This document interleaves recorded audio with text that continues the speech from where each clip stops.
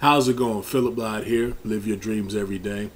And the topic that I wanted to briefly just touch on was simply asking the question, or answering the question rather, of what is the one thing about my wife, Melissa, that I wish I would have known earlier in our marriage. And to be honest with you, there's some things I don't think I wanted to know about her.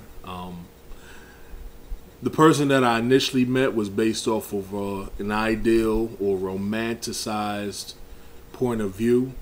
You know, then after the fact, once you commit and then you get married, or once you think you commit and you get married and you make that decision, till death do us part, people's true intent and people's true character actually come in. I know for myself, as educated as I think I am, I'm still learning a lot, especially when it comes to my wife. I love her dearly, but sometimes I want to choke the shit out of her, you know. And I'm sure she does too, you know. But I think the way that I'm learning more about Melissa is the pace that I need to consciously, because it helps break down those insignificant boxes that we put one another in. And I think if you have a relationship with anybody, whether it's a professional, whether it's personal, whether it's a business relationship, regardless, the relationship has to stem from something other than you getting something from that person.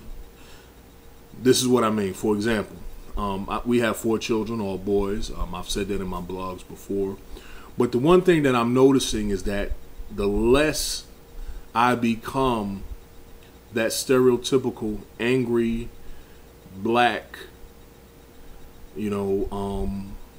father, parental figure, the better they excel, because they're able to figure out things on their own, and they're able to understand that we as people, one of our flaws is that we look for perfection in imperfect people.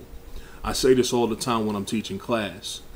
Even in the school system, these children have been labeled and placed as being special needs or at risk, when in fact it's the school system looking for perfect students in an ideal setting and not taking into the account the baggage that they had when they came in.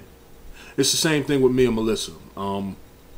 Melissa didn't take into account, she just wanted my baby, by the way. But she didn't take into account that the relationship I had with my mother, bless her soul, was not productive. And it gave me a flawed or a skewed point of view as to how I treated women. Now, I wasn't physically abusive, and I also learned a lot of things from my father. But my view of women at the time, well, to put it in a nutshell, I was a jackass.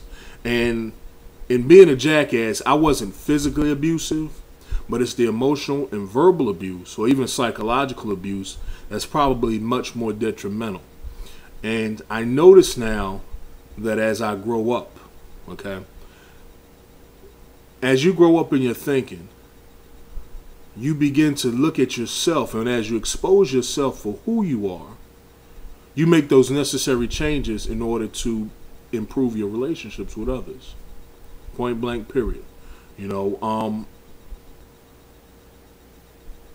We have to understand and identify what one another's triggers, and we have to be cognizant of the fact that, look, we're still human, we're still imperfect, and that we're still going to make some of the same mistakes, but as long as they're not setting us back in the relationship, I think it's a good thing. Melissa is brutally honest, and I love her for, I'll say this, I respect her for that. I love her for the fact that she is who she is, but I respect the fact that she can say some of the things to people regardless of who they are. Me, I'm a little bit more diplomatic, and I wish earlier in our relationship, let me back up. I'll say this. I think the one thing that I really wanted to know about Melissa prior to me committing to her was not so much about her. It's more so about myself. And I think it was my insecurities, my self-esteem levels, or lack of. My confidence in myself needed to be at a point that could be received in a reciprocated form. So there's nothing I really wanted to know about Melissa other than the fact that I wanted to know if I truly did love her, and I truly did want to commit to her. I'm just finding that out now, over 12 years. I'm finding that out within the last 6, and I'm not saying that it's going to take anybody else that much time to find out about who they want to spend the rest of their lives with.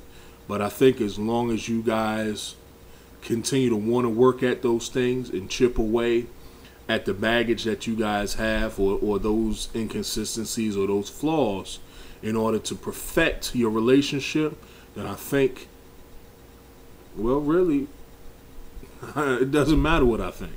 Who gives a shit? But